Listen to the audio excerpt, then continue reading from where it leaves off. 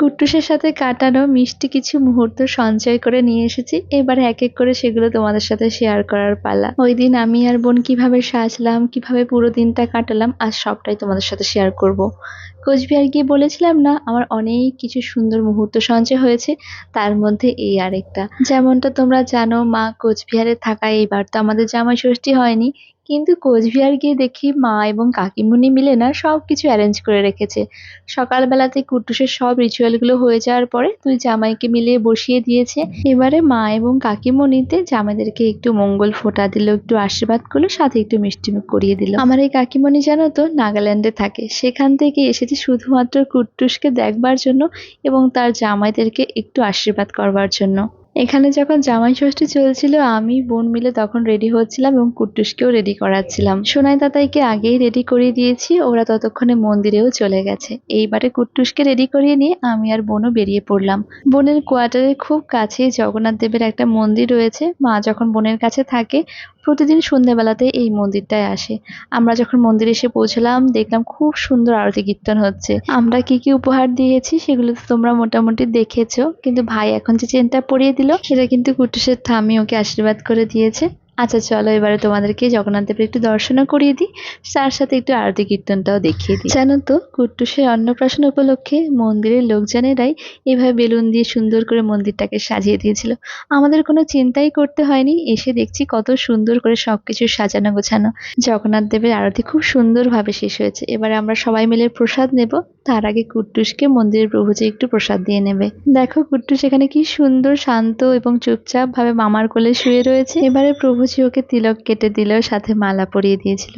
জানো তো আমরা না কখনোই ভাবিনি যে কুট্টুসের অন্নপ্রাশনটা এইভাবে কোচবিহারে গিয়ে হবে আর এত সুন্দরভাবে সবকিছু হবে। ওই যে বলে না, ভগবানের ইচ্ছে ছাড়া একটা পাতা অবধি নড়ে না।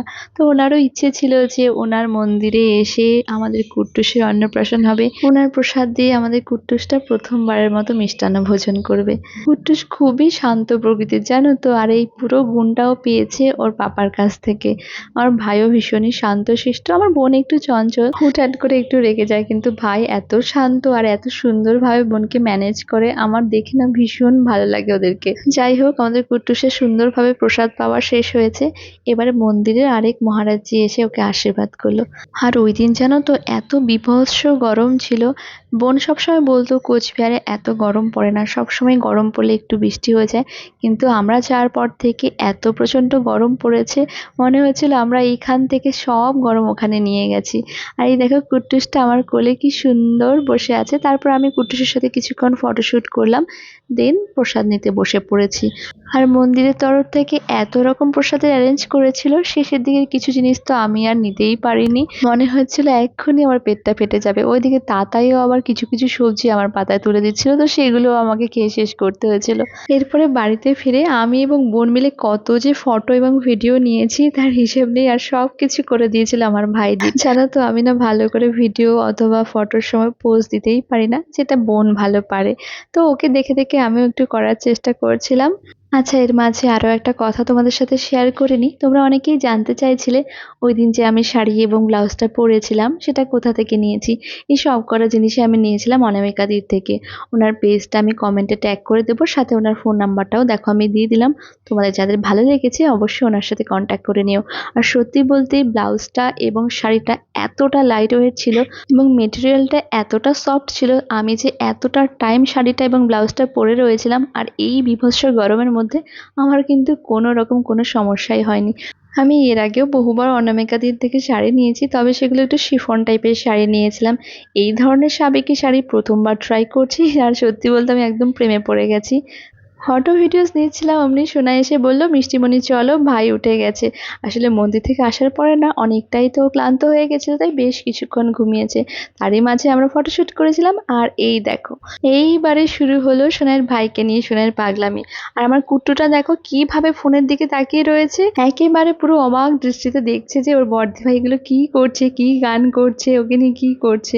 কুট্টু কিন্তু ওর বড়দি ভাইয়ের কাছে থাকতে ভীষণ ভালোবাসে। এই দেখো কিভাবে বড়দি ভাইয়ের মুখে মুখের দিকে অবাক দৃষ্টিতে তাকিয়ে রয়েছে। এইভাবেই ওদের সারাদিনটা চলতে থাকে। আর ও একটু পর পরই বর্ধি ভাইকে না দেখলেই কান্না করে দেয়। তো সব মিলিয়ে আমাদের সেদিনটা ভীষণ ভালোভাবে কেটেছিল। আশা করছি আগামী দিনগুলো আমার কুট্টুর অনেক ভালো কাটবে। তোমরাও আশীর্বাদ করবে আর এভাবেই যেন আমাদের সম্পর্কটা ভালো থাকে, আমাদের আগামী দিনগুলো আমরা এভাবেই উপভোগ করতে পারি। তো এই বলে আজকের ব্লগটা আমি শেষ করছি। যদি ব্লগটা ভালো লেগে থাকে তাহলে অবশ্যই একটা লাইক করে দিও, আর পারলে আমার ইউটিউব চ্যানেলটাকেও একটু সাবস্ক্রাইব করে রেখো। তো আজকের জন্য একটুকুই, দেখা হচ্ছে আরেকদিন। টাটা।